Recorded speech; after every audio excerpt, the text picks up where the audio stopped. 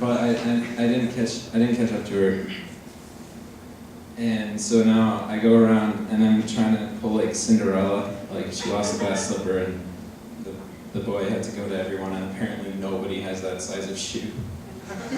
And so it's a stupid story. So now I go around with like yoga pants and like different girls that are running. I try and put them on them real fast.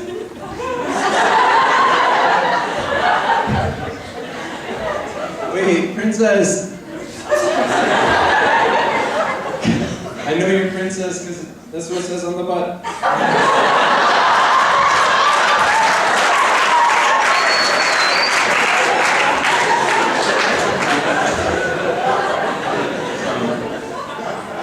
I don't like it when comedians start off a joke like, "This is true. This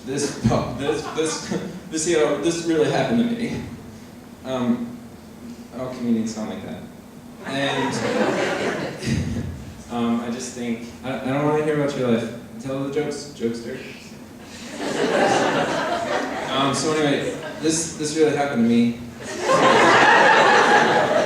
I was walking one day and there were two walls, and the only way down was through this sidewalk. It was outside. And there was this little person walking down the middle, and I couldn't get around because of the barriers. So I couldn't help thinking, I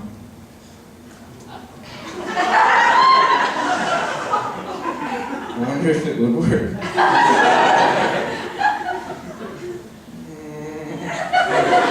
No.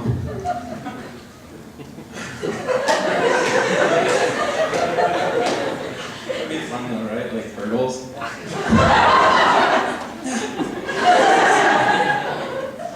Whenever I feel like my life is in a rut, and I need some adventure, I go and I just jump into any white van that I see.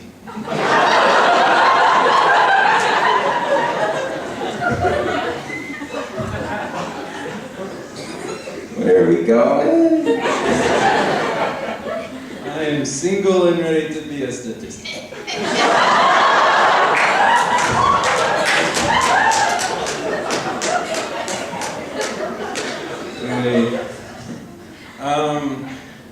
So it's getting warm. I love spring. I do. And this means that a lot of couples are out and they're all kissing in the Publix. And it kind of bugs me, I guess. Because it's gross and they're doing it wrong.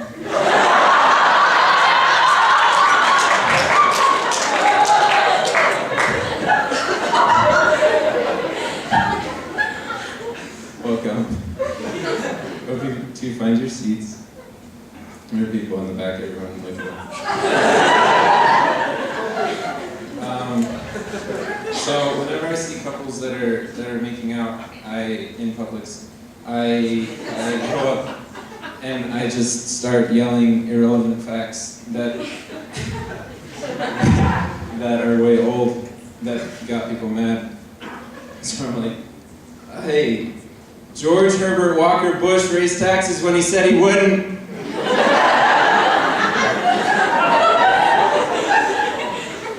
Fox canceled Firefly. You're doing it wrong.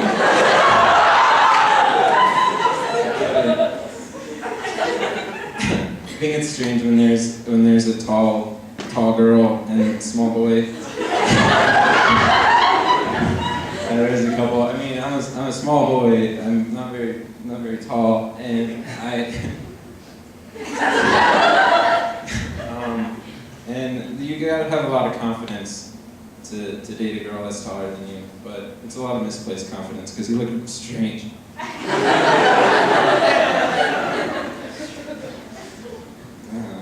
Okay, this next joke is called I Sew. I sew.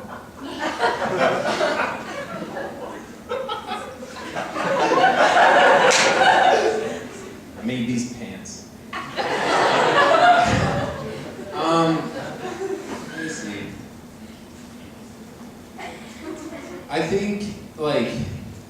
this thing that when you laugh, it burns a lot of calories and it's good for your abs. And so I don't really like working out all that much. So whenever someone says something mildly funny, I make sure to laugh as hard as I can.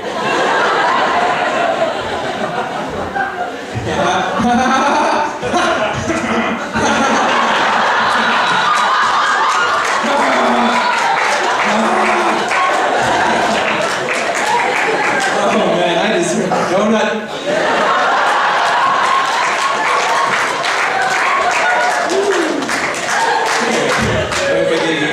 Workouts today.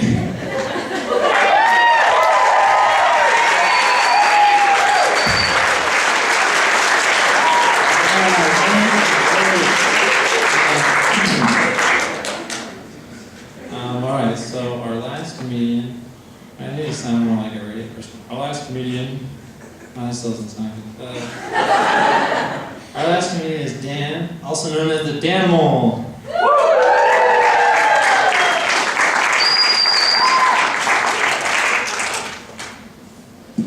That workout really exhausted me.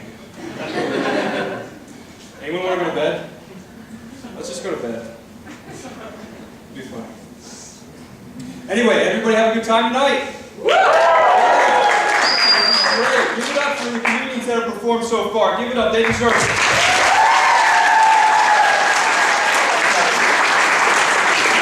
Give it up for you guys. You deserve it. You deserve it. Listen to me. Don't leave. Made you look. So I learn things every day. You guys? I learn things every day. I've learned that people at BYU Idaho are hilarious. Case in point, how many, just out of curiosity, this isn't a joke, how many people came because of the flyers that were passed out yesterday at the crossroads? Anybody? Sweet, we got a couple. All right. This once happened to me. It's a true story. We're passing out flyers at the crossroads yesterday, and generally the people that accepted the flyers, they were pretty nice and they were kind, and oh yeah, we'll be there, we'll try to come. And then, in the back of their mind, I'm not gonna come. Serious? Fireflies on Netflix. But some people that actually be honest with you, and this one girl, she was completely honest with me. She was, doing this little quick walk. I don't know what you call that. Gotta get somewhere. She had her tray of food in her hand. Gotta get somewhere. And so I tried to speed up with her. I said, oh, goodness. Hey, how's it going? And I had a flyer that I was ready to give her. I said, we're doing a comp. She walked, and I was like, I took orders. I silenced. Okay, I'm sorry. You go on with your life. In retrospect, I think that was kind of a bad thing to say. Maybe I should have been a little more funny, like, and you wonder why you don't have a boyfriend? That was mean, I'm sorry. I like to tell jokes to get rid of my passive-aggressive anger. Another guy came up to me yesterday, and I was like, hey, here's this flyer, come to our show tomorrow, it's going to be great. And he goes, nah, dude, I'm cool. And the first thing I said in my mind was, you're going to regret this. He turns around and goes, yeah, and your girlfriend regrets not dating me. Dang it! You're right. Another guy came with an Iron Man shirt, and if he's here tonight, I want to give a special shout out to him, because I promised him if he came, I'd do an Iron Man joke, but I don't have it, because I can't make fun of Iron Man, because he might come down and beat me up, because he's Iron Man. Anyway, how about that weather? Yes. How about that wind? Having fun with the wind, trying to get to class? I'm going to get there! I promise! I'll get to class! I feel so bad for people. One of my friends, little tiny thing, when the wind was blowing up, she tried to go outside and take a walk. It started raining, so she put up her umbrella. The wind just picked her up and took her away. I got a call from her a couple hours later going, damn, I'm in Mexico. You got to come bail me out. Oh, where's your passport? I didn't bring it. Why not? I can't help you. I'm sorry. You're stuck. That one was something else, though. I was driving home and drove past a trailer park estate. Let me just say, that's the first time I've ever seen Mother Nature play Jenga with mobile homes.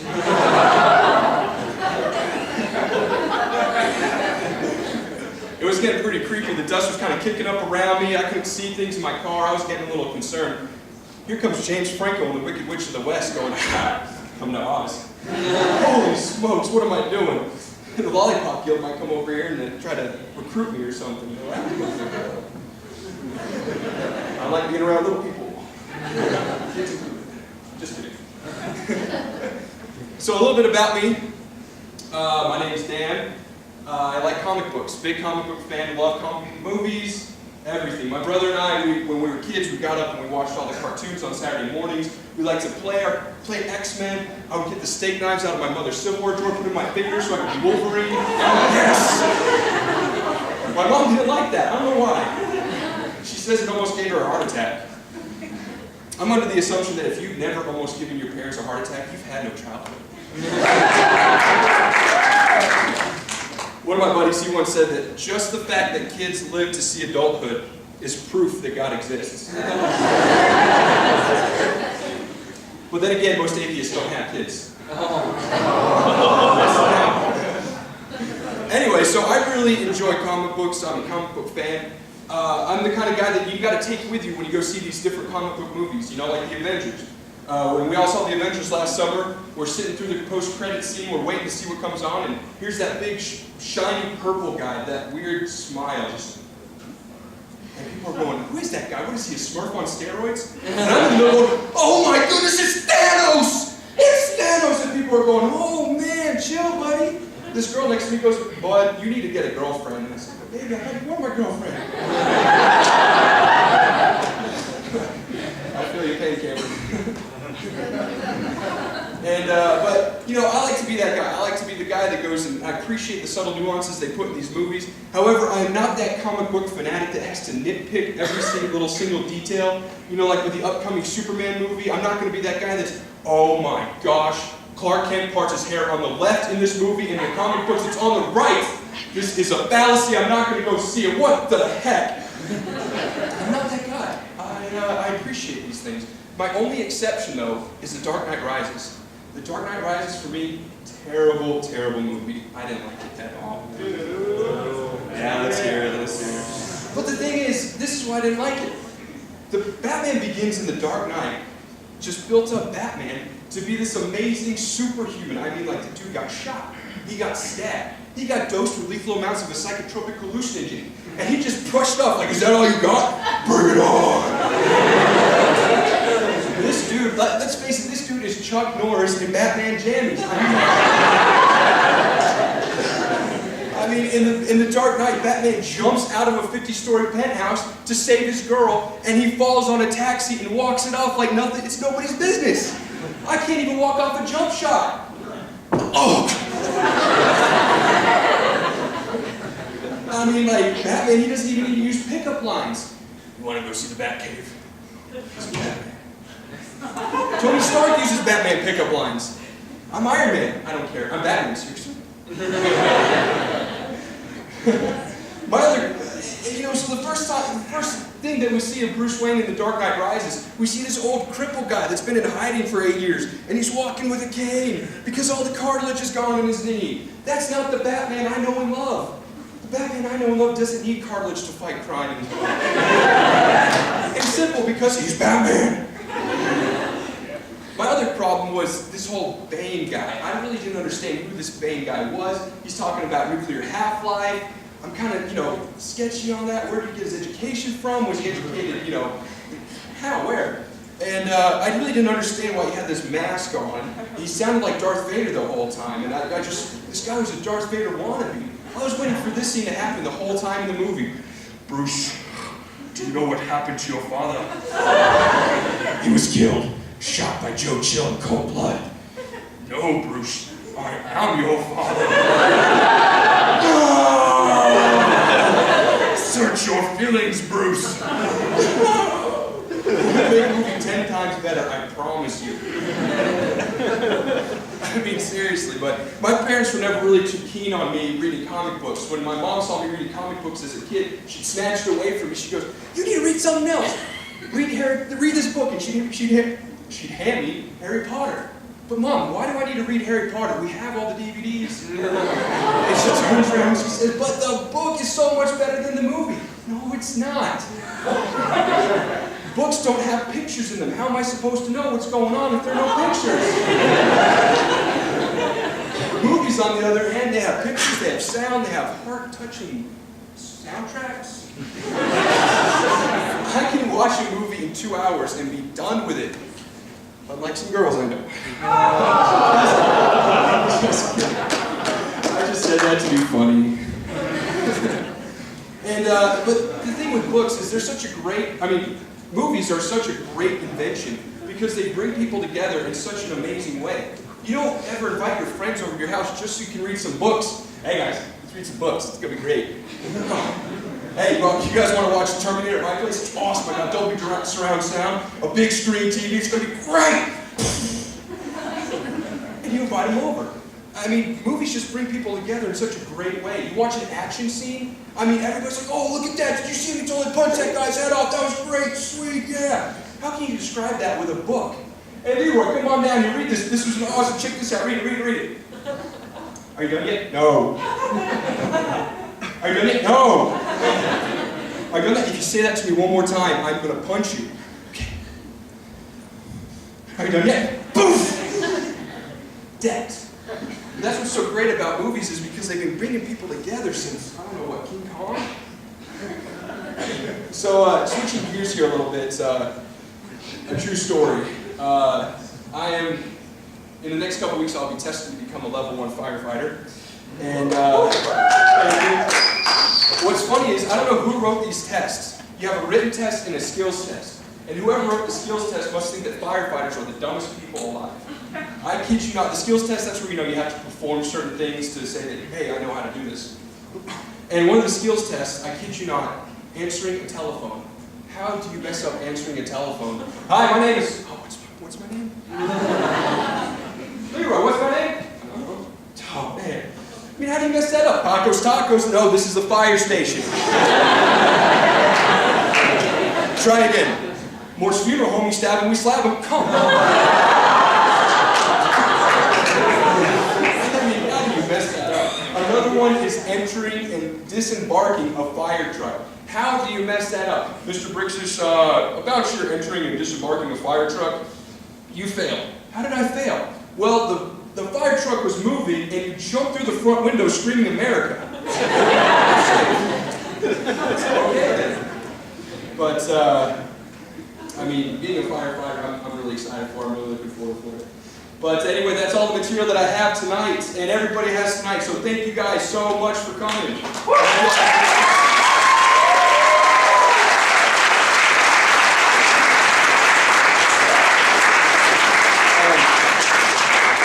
Before we wrap this up, before we send you on y'all's way, I just want to give a little plug for what we do. We are called the Cats of Comedy. Sorry for everybody that came and, we're expecting a cat show. We're not that well trained. Justin, washes cars with his cats, but that's about as good as we got. But we have another show coming up on June 15th, 8 o'clock, right here in the MC Little Theater. So put that on your calendars, put it on your Facebooks. We also have a Facebook group, BYU Idaho Town Committees, Cats of Comedy. Like us on Facebook. We like to post silly updates and goings-ons. And we have